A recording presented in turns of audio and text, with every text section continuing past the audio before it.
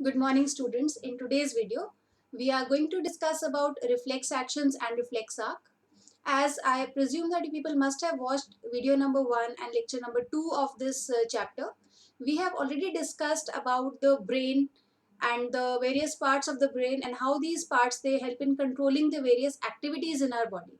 We have studied all the parts, all the lobes, all the parts of the brain like forebrain, midbrain, hindbrain with their respective functions in lecture number 2, and I introduced you that in continuation with the brain, a cord runs down our spine and that is known as the spinal cord. For protection around the spinal cord, we have the vertebral column and the meninges, just as we have the cranium and the meninges around the brain. So today we are going to study what all activities are being performed by the spinal cord, or what are the functions of the spinal cord. So basically, the spinal cord helps in controlling the reflex actions of our body. Towards the end of lecture number 2, we also discussed what are reflex actions. So I'll just brief it once again. Reflex actions are the actions of a body which are involuntary. The rapid and spontaneous response to a stimulus. So what is a stimulus? A stimulus is the action of the environment on our body. If something from the environment is affecting our body, we call it a stimulus, and the response that is generated to that stimulus by our body is the reaction to that stimulus. So reactions can be of two types. They can be voluntary or involuntary.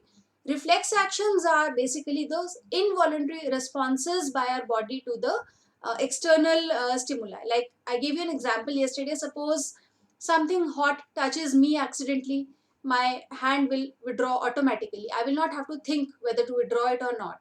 Similarly, if I'm walking barefoot on the ground and there's something which is sharp and I accidentally step on it, then my foot will automatically come back without thinking, right? So wherever thinking is not involved, such actions are known as reflex action. So to be very precise, I'll just read out the definition once of a reflex action. The reflex action is a rapid, automated or automatic response to a stimulus which is not under the voluntary control of the brain. So the reflex actions, they are not controlled by the brain and they are controlled by the spinal cord. So all our responses to the reflexes are produced by the spinal cord and brain is not involved in this. So what, as you can see on the board, I've written two terms: reflex action and reflex arc. So reflex action, I've already explained what is a reflex action. Now coming to the second term, that is reflex arc. Reflex arc is the pathway taken. So if you want to describe a reflex arc, you will write it is the pathway taken by the reflex action. So it will be pathway taken by nerve impulses in a reflex action. So this is what is actually meant by a reflex arc. It is the path which is followed by the nerve impulses during a reflex action. So I'll just take up one example in the form of a flow chart, and you'll be able to understand it better. Suppose there's a hot plate and this plate acts as a stimulus, because we are assuming that someone actually touches this hot plate. So the receptor will be the skin, because the skin will receive the impulse. So this is the receptor, or we can say the stimulus has been received by the skin in this case.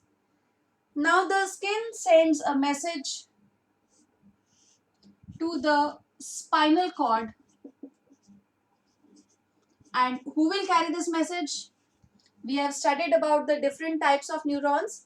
So the sensory neurons carry this message down to the spinal cord,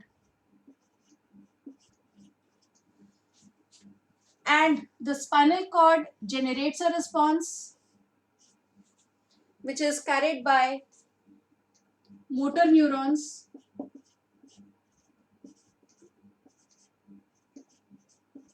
and the response goes to the effector organ, which is the muscles in this case, because when our hand is withdrawing, it is the muscles which contract or relax and produce the response. So this is basically a flowchart. Now there's something which is missing over here, and which is something very, very important. Although the spinal cord is carrying out this entire process, but alongside it is also sending a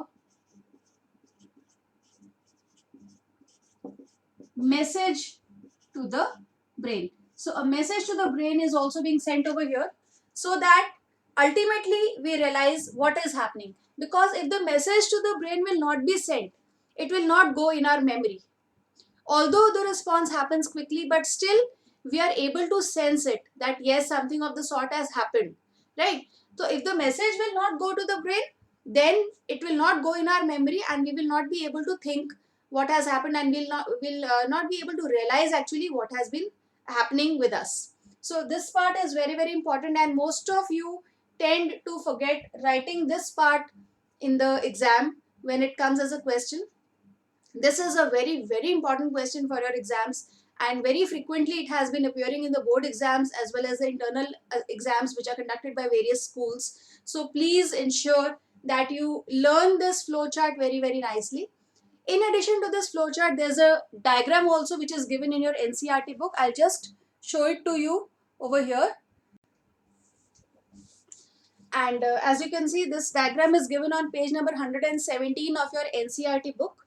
This is the diagram which is showing the reflex arc.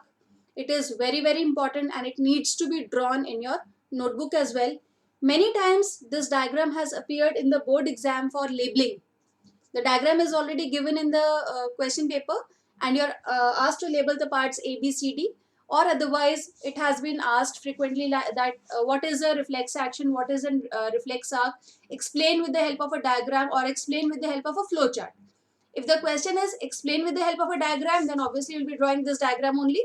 But if the question is explain with the help of a flowchart, then you can draw this also. If somebody is very poor in drawing, then instead of diagram, you can always draw this, so that you can get at least some marks rather than missing out on all the marks. So please, once again, I'm telling you that this part, reflex action, reflex arc, is very, very important for your exams, and you need to practice it very, very thoroughly, right? So let's continue with the chapter. Now, as I said, that the effector muscles are the final muscles that produce the response. How does the muscle produce a response? This is again a question. How does the nervous tissue cause the muscles to produce response? Now, over here you should know that the muscle cells, they have some special proteins in them which can change their shape as well as their arrangement when a electrical stimulus comes over there, right?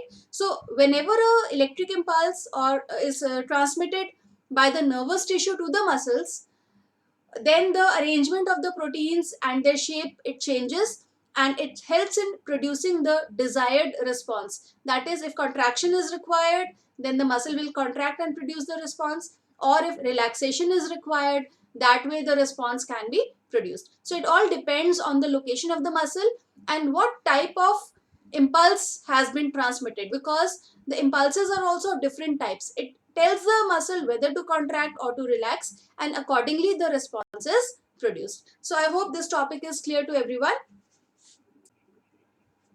So let's start with the next topic for this lecture, that is coordination in plants. Till the part we have covered till now, we have covered coordination in animals through the nervous system only. Now we are going to study about how coordination takes place in plants. Do plants have a nervous system?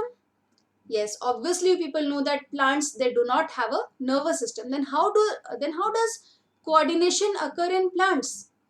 Plants also respond to stimuli, although the response generated by plants is very, very slow, and most of the time we are not able to observe it, right? So but when you will study this topic in detail, you will come to know how the plants also respond to various stimuli around them. For plants, the stimulus is different as compared to the stimuli in animals. Plants, they respond to light as a stimulus, they respond to gravity as a stimulus, they respond to water as a stimulus, and some plants also respond to touch as a stimulus. So there are various terms which have been assigned to these uh, topics that I have mentioned just now, And we'll be taking up each one of these in detail right now. So first of all, we'll be discussing about the various types of movements in plants. Actually, plants, because they are fixed at a place and they can't move around, so the response to stimulus in plants is much different from the response that we see in animals, right? And basically, plants respond to stimulus by showing growth. They grow either towards the stimulus or away from the stimulus, and that is how they show the response to stimulus. So first of all, let us study about the various types of movements in plants. Plant movements can basically be divided into two types, that is nastic movements,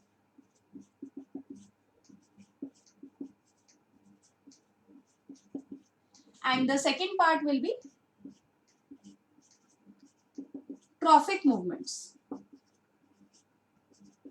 Now, what is the difference between these two? What is the difference between nastic movements and it's actually tropic movements? I've written the spellings wrong here. It's TROPIC, tropic movements. What is the difference between these two? Nastic movements are the movements which occur to a stimulus. It is not in any particular direction, right? So basically it is an immediate response to a stimulus.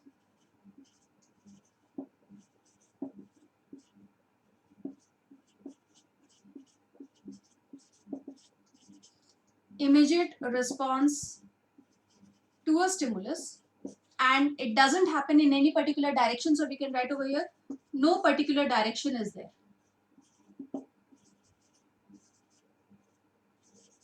So in case of nastic movements, there is no particular direction of the movement, right? So this is about nastic movement. Then coming to tropic movements, these are the directional movements of a plant towards a stimulus or away from a stimulus, and it is a slow movement. So it is a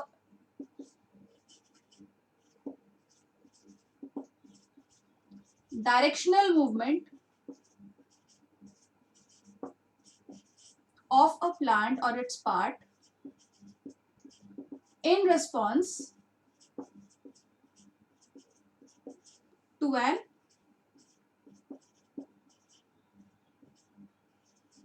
external stimulus. Now, what can be the various examples for this? In nastic movements, we can mention about the touch me not plant. Most of you must have heard about it, if not seen it. What happens when we touch a touch me not plant? As soon as you touch one leaf of that plant, the entire bunch folds or it droops. And after some time, it starts opening again, right? So that is a nastic movement. It is an immediate response to a stimulus. The moment you touch it, the moment it folds, and it doesn't happen in any particular direction. It just depends on from which direction you are touching the leaf. Accordingly, it will either fold upwards or downwards, and the direction in which that particular branch is growing, right? So such type of movements are called nastic movements. As far as tropic movements are concerned, we can say that tropic movements can be of two types. It is of two types. Positive tropism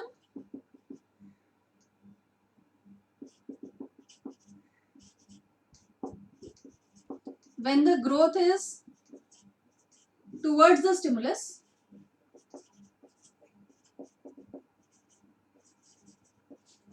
and negative tropism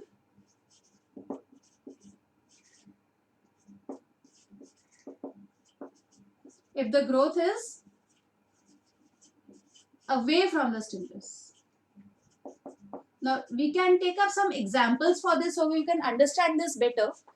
Let us talk about light as a stimulus. We all know that light is very important for the plants because they are able to produce food only in the presence of sunlight, right? Now suppose we take a potted plant, a plant that is in a pot, obviously growing in a pot, and we place it in a dark room which has just one window in one of the walls. If you let that plant remain in that room for a few days, and when you check it after some days, you'll find that the plant has bent towards the window. Now, why does this happen? Because the plant's shoot has the tendency to grow towards the source of light. So we call it as positive tropism. Now, because the response is towards light as a stimulus, so for light we use the term phototropism, where photo means light, right? So this is one example. So with this you can understand that how the tropic movements are different from nastic movements. Nastic is immediate. The moment you touch, the moment you see the response. Whereas tropic movements, they are slow movements and it takes time to happen, and at times you may take even a few days to observe a minor change that may have occurred, right? So I hope this topic is clear to everyone. Now in the next lecture, we are going to talk about the various types of tropic movements and how they happen and what are the various experiments to show how these movements they occur. Till then, see this video again, read from your book and complete your notes so that you are able to understand the topic in a better way.